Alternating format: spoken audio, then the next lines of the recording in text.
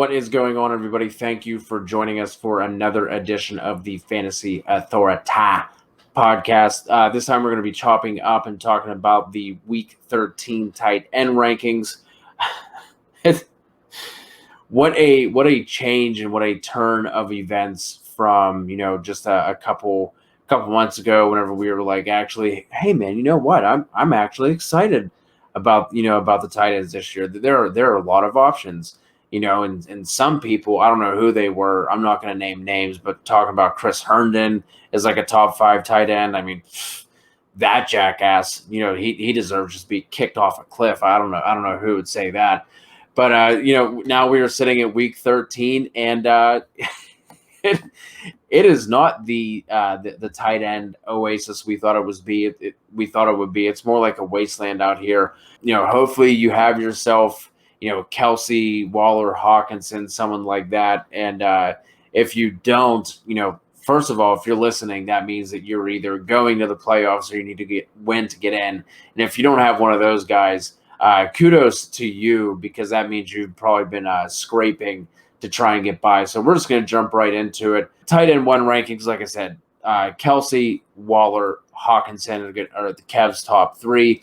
Followed by Dallas Goedert, Hunter Henry, Evan Ingram, Austin Hooper, Hayden Hurst, Mike Gesicki, Jonnu coming in at 10, Bobby Tanyan at 11, and Eric Ebron at 12. Obviously, we really don't need to go into the top 6 guys at all. If you have one of them, you're playing them every single week, and you're just basically leaving them in there outside of injury or bye weeks.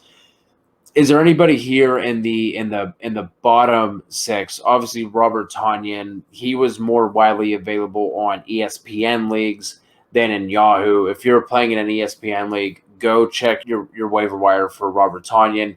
If he's available, if you have a tight end who is not on this list and Robert Tonyan is available, you absolutely need to pick him up. Other than that, Eric Ebron was flirting around like the 50% ownership for a couple of weeks there, but I think he's finally above that. Is there anybody that's really jumping out to you here in the in the bottom 6 of your tight end 1 ranks?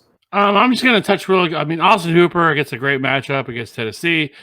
He has, he's still kind of splitting time a little bit with Harrison Bryant, but he's still playing 71% of the snaps. He ran 17 routes, 2 targets, 2 receptions, but he did find the end zone to kind of save his day, which, let's be honest, for a tight end, you're fucking happy if they find the end zone. So I do think Austin Hooper is somebody that you could play this week. Mike Gesicki, was good to see him last week. He found the end zone twice.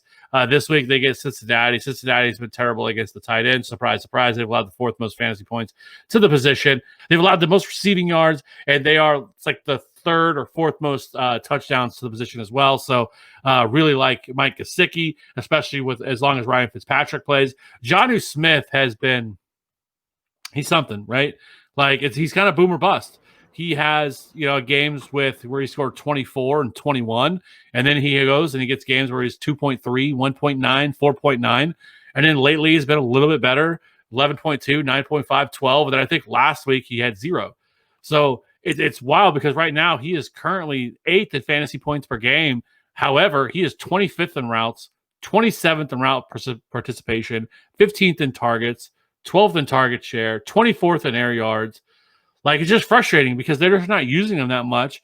And so we see how dynamic he can be once they actually utilize him. So he is a little bit hit or miss, but let's be honest, all tight ends are, but this is a good matchup.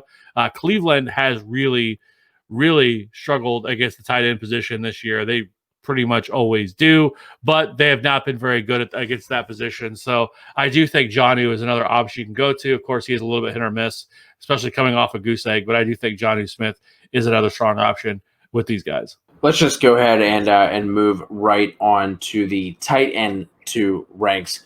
Kicking things off is a guy who is definitely available on your waiver wire if you need to dip down this low, and that is Jordan Akins coming in at tight end 13, followed by Dalton Schultz, Logan Thomas, Trey Burton, Jordan Reed, Jimmy Graham, Jacob Hollister, Kyle Rudolph, Gerald Everett, Jared Cook, Tyler Eifert, and Mo Ali Cox. First of all, Kev, I got to give you props for throwing out Tyler Eifert as a tight end option last week, and per usual, I scoffed, and he ended up with a touchdown. Actually, could have had 2 on another really nice catch, but didn't. Was unable to come down with it. But back up to the top of this list with Aiken, Schultz, and Thomas. All 3 of those guys are guys that I covered on the waiver show. Logan Thomas is just everything is there for him. I guess not everything.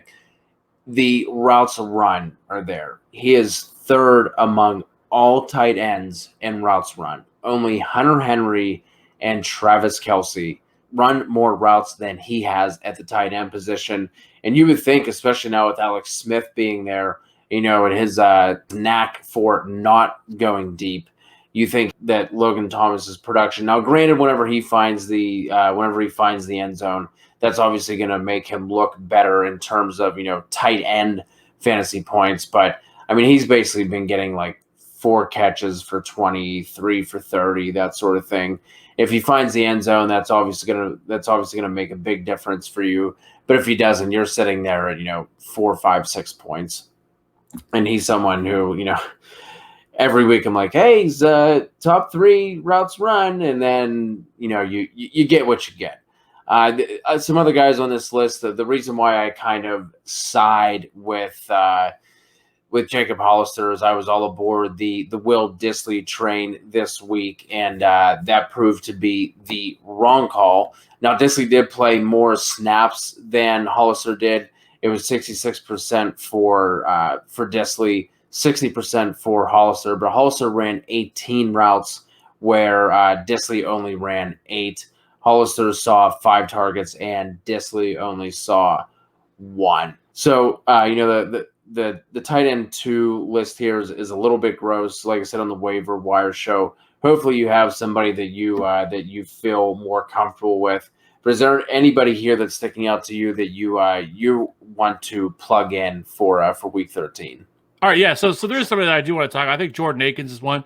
We kind of already talked about him a few times already with Deshaun Watson whenever we were talking about his pass catchers. But if you look at him last week against Detroit, he ran he played 50% of the snaps, 17 routes, 2 targets, had 0.4 fantasy points. I forgot he got that carry where he got 4 yards. But I know some people will be a little disappointed because they thought this was a great matchup against Detroit, which it was. But he also had a touchdown that was really, he should have had 2 touchdowns, but both of them he was not able to come up with. So I do think Jordan Akins, now that, like I said, with Will Fuller out of the offense, I think he makes a little bit more sense. Dalton Schultz, I don't know why he is so disrespected, because when we talk about consistency among tight end, like, he's been rather consistent this year. Like, if you go back and look, so just over the last 4 weeks, he scored 11.3, 8.8, 12.5, and 7.4. And I know some people may say, well, that's not great. For a tight end, I will take that all day. Like, if that's the production you can get from a tight end, you're getting at least 7 fantasy points, go for that. Like, he, as of right now, I mean, he's playing 97, 98, 93, 92% of the snaps. He is running a ton of routes. 31, 37, 26, and 30 routes. Targets 8, 7, 6, 5, which that's weird. I don't know. Hopefully this week's not 4. But regardless, 6 receptions, 4, 4, 5. Like, the guy's producing. Like, he hasn't found the end zone quite a bit, but he's still seeing red zone targets. He's had 4 red zone targets over the last 2 weeks. So there's lots to like here with Dalton Schultz. I mean, on the season right now, he is 5th in routes run, 12th in air yards, 6th in targets among all tight ends.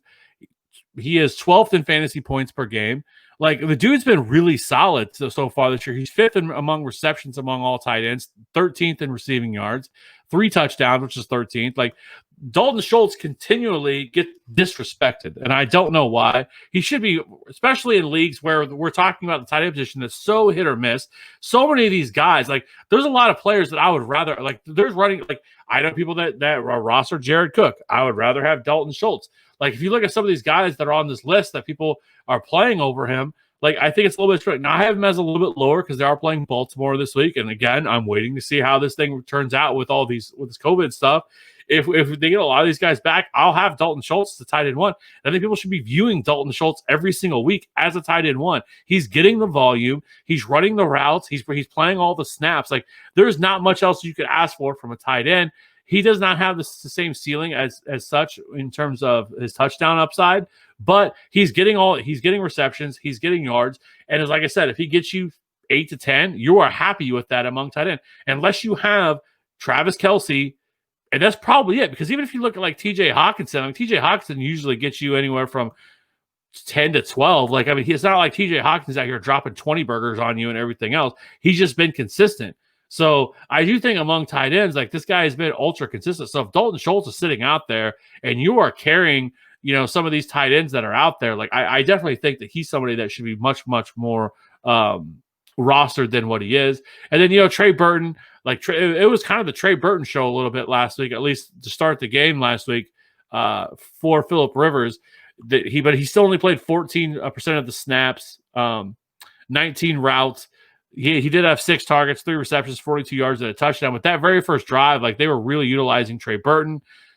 And then, some of these other guys I think are just kind of hit or miss options. But for me, if Dalton Schultz is sitting out there on the waiver wire and you need a tight end, like, that's the guy I'm going after. Schultz should absolutely be available as well, because he is only rostered in 30% of ESPN leagues. So I agree with that as well. And the thing that's most impressive about what he's been doing is the fact of who he's competing with targets with. Like, there's no other, wide receiver room that has Cooper, CeeDee Lamb, Michael Gallup, and then sprinkling in the running backs as well. It's been really impressive what he's been able to do this entire season. So that is going to wrap things up for us. We appreciate you guys checking us out. As always, subscribe, rate, review, drop a like, tell a friend, make a fake account, subscribe on that one. Help us out. We appreciate it. We love all the engagement we've been getting. It's been a really fun year for us. So any questions you have, you can always hit us up on Twitter, hit us up on Instagram. The best way to do it, though, is drop a comment on one of the YouTube channels. We'll get the notification, and then we'll definitely answer all those questions. Kev, if you're listening and not watching, Kev's wife made a pretty sweet TFA hoodie, and he was pointing to the subscribe logo on said hoodie. So if you are listening, go over to YouTube, subscribe for us. We really do appreciate it. Like I said, any questions you have, drop them on any of the videos. Like I said, we'll get the notification. We'll be sure to answer it. So hope you guys have a great week, and we'll look forward to talking to you soon.